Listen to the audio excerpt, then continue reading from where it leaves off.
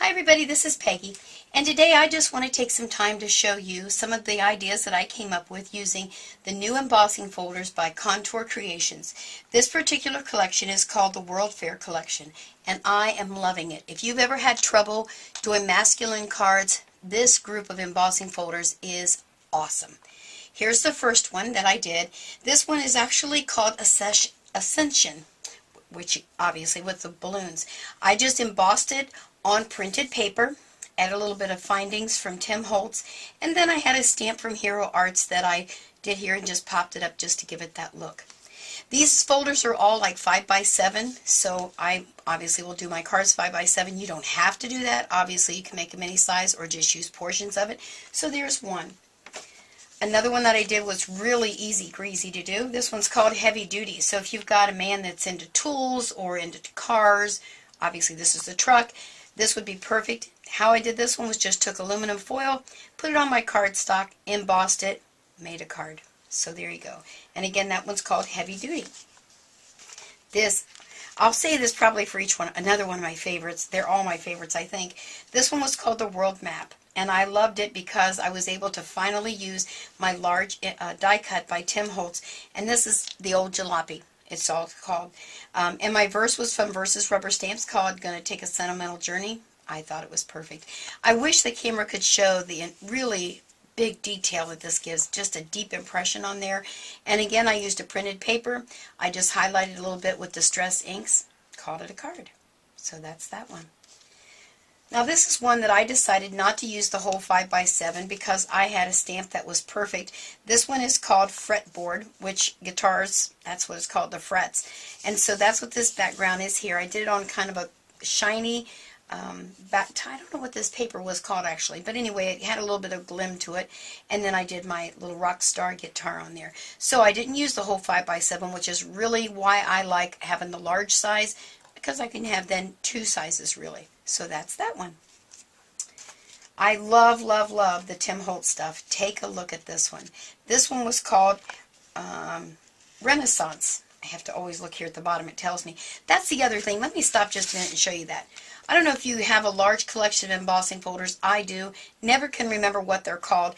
I love that Couture Creations put the name up here, Renaissance, so I will always know the name of that folder. What a great idea. So I won't have to keep all these cardboards.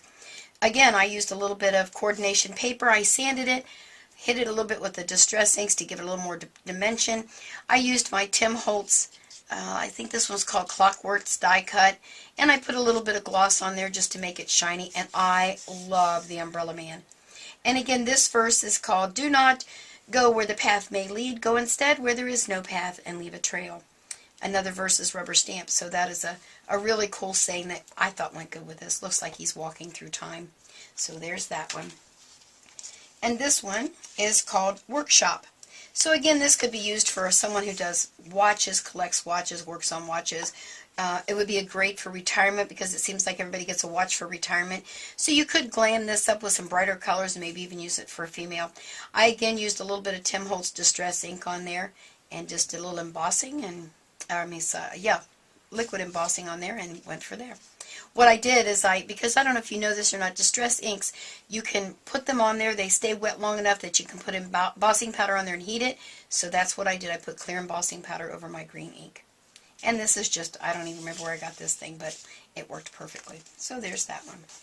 This ended up turning, I really struggled in the beginning. Is that like too stinking cute or what?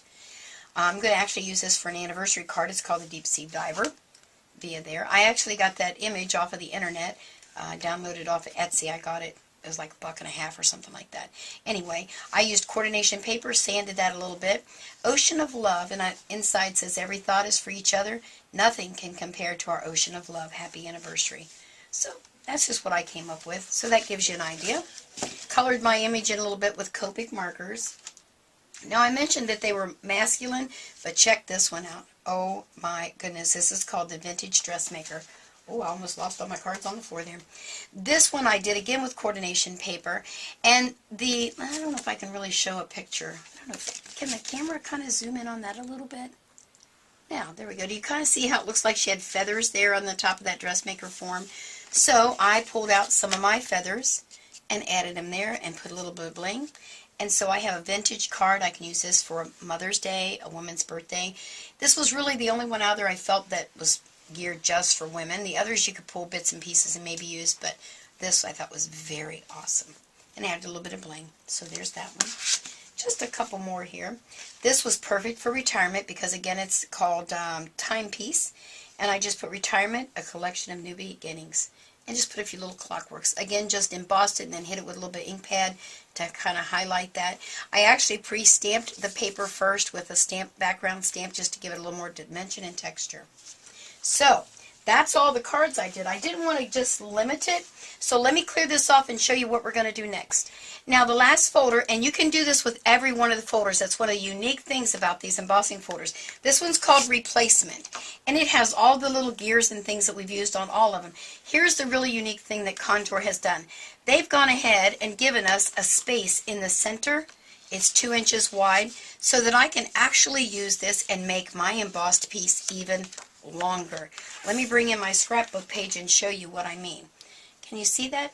This piece right here is 2 by 12, totally embossed with that all by itself, using this. And then I used one of the die cuts and got the edge on there. And again, I used the Fret embossing folder. That's where my photographs will go.